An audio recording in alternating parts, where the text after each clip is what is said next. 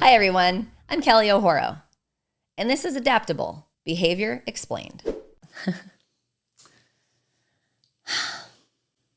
It's hard. Yeah. So you can't fix it. Get busy trying to figure out how to fix it. So I went back to school. Nice. Yeah. Got your degree. Yep. Got my master's and well, like I said, and then, you know, I did that kind of talk therapy for a couple of years and of course got into my own therapy. Yeah.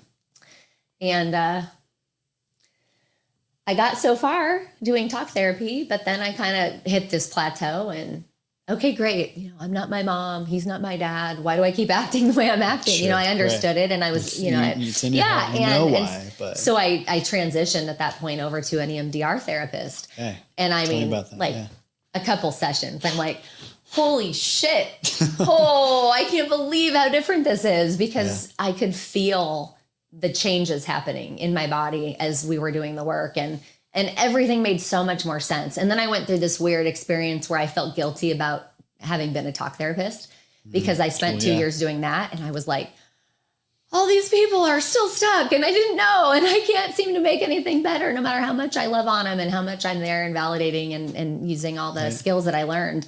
And so I got hot. As soon as I went to my own therapy, I was like, oh, this is the stuff. Absolutely gotta happen. And so I went right into the basic EMDR training and started my trauma therapy specialty career path. And it was just a fit. I mean, being on that side of the couch as a client was revolutionary for me and how I could conceptualize cases. And also just knowing what we're asking of our clients as therapists and what we're expecting of them and having the opportunity to really help people to create lifelong meaningful change like I was experiencing really reinvigorated me. It made me feel so purposeful and relevant and excited. And so, I mean, the rest is history when it comes to my passion for this topic, for sure. Absolutely. We'll get into that too. Yeah. Well, thank you for sharing that. Yeah, absolutely.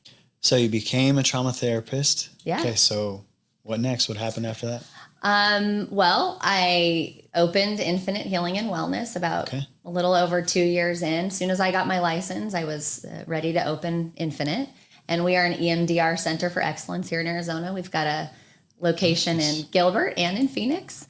Nice. And over the years, we've cultivated a culture where we have 18 therapists at this point that are EMDR specialists. Yeah, we've had the luxury of helping, many really thousands of people heal on their journeys of becoming their best selves. And of course, I've taken my passion from EMDR therapy and my teaching history and melded them together. So now I do a lot of consultation and training and help other therapists become better therapists. So that's kind of what I've been doing with my heart and passion for EMDR, along with raising my family and along the way, having now 5 grandchildren and my awesome son. Awesome. So very busy with my wonderful family and love that the most, of course, first. But career-wise, I've been plugging into teaching and essentially, yeah. So you started your own business, Infinite. Yep. So now you're wanting to start a podcast. So tell me about that. What's your vision behind that? Well, let's see. I'm always looking for a challenge, but I think primarily what motivates it is I can't even count how many hundreds of clients that I've had that have said after their first or second session, everything makes so much more sense. Or why didn't we learn this in school? Or how come no one ever told me this? Or even more heartbreaking, you have a 65-year-old client and they've had a 30-year marriage. Yeah. And they're like, had I known this stuff, everything would have been so different in my whole life. And so there's grief about that. So honestly, I wanted to be able to provide a platform where I can teach about things that I teach my clients in a way that's accessible. Not everybody can afford therapy, or maybe not everybody's ready, or maybe even sometimes just having the education about how we work and how we show up. Absolutely. That's enough to help cultivate change and meaningful awareness in our lives and in our relationships. And so my hope is that people can tune in, and not that this is a replacement for therapists or therapy by any means, but that they can get some of the educational components that really should be taught in school starting young, because we learn from our caregivers And let's be honest, most of our caregivers are doing the very best they can with what they know. And most of them don't know about this topic. They don't understand mental health. They don't understand that it's not separate. Trauma. From physical health. Ultimately, I want to have a platform to help educate, to help people grow, to help people get excited and learn something new. And just kind of pay forward what I've been so fortunate to experience in my own personal therapy for a decade now. And then what I've learned from the gifts of getting to have my clients teach me so much over the last 13 years of doing this. So I want to share it with the world. Yeah. I like it seems right. Seems like the thing you're supposed to do, right? Heck yeah. So you're starting a podcast.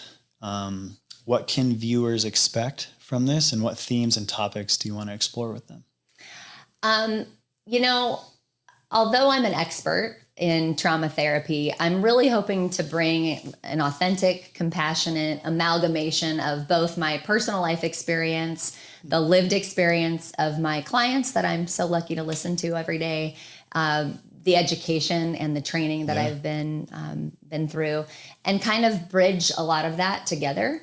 And so I want to talk about marriage and relationships and dating and parenting and adoption and depression and anxiety and, EMDR therapy and how that's so effective and helpful. Mindfulness. I don't really think any topics necessarily off limits, as long as it relates to the human condition, how we show up, why we show up the way we do. And if there's things that we can talk about to help make that better for people so that they can have a new way of thinking, they can adopt a more wholehearted approach to their lives. Holistic framework, and really just be able to improve.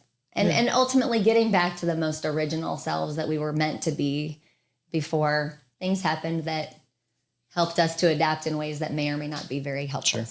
Hopefully they can learn about that and even maybe start the process of unshaming ourselves when we do things or we act in ways that we're not proud of, and have that be almost a relief that maybe they don't need to.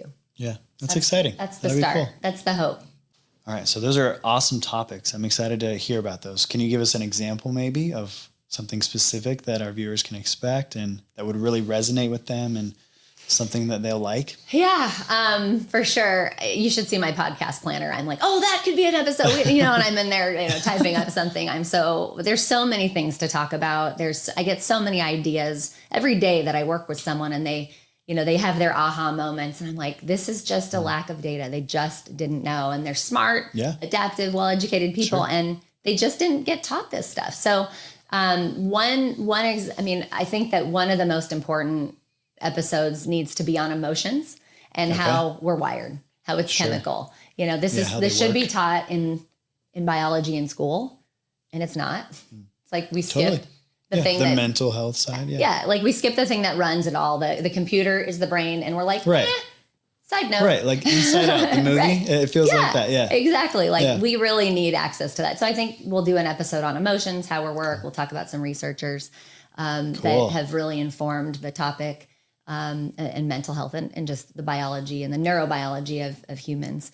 That's cool. Yeah. That'll be really cool. Yeah. But so that's just one idea of something that I would want to bring awareness to and give us a new framework to interact and move through the world with other humans. Awesome. Well, thank you, Kelly, for talking with us and having a conversation. I'm excited to see what's coming forward. I'm excited to do this, and I really appreciate you taking some time to give me a hand with this and bring our viewers a little bit about what they can expect from our new project. So, heck yeah. Thank you so much, everybody, for tuning in. I really appreciate your time, and don't forget to like and subscribe, and please share to pay it forward if you think this is an area that people can learn from and heal from. And don't forget to lead with love. It'll never steer you wrong.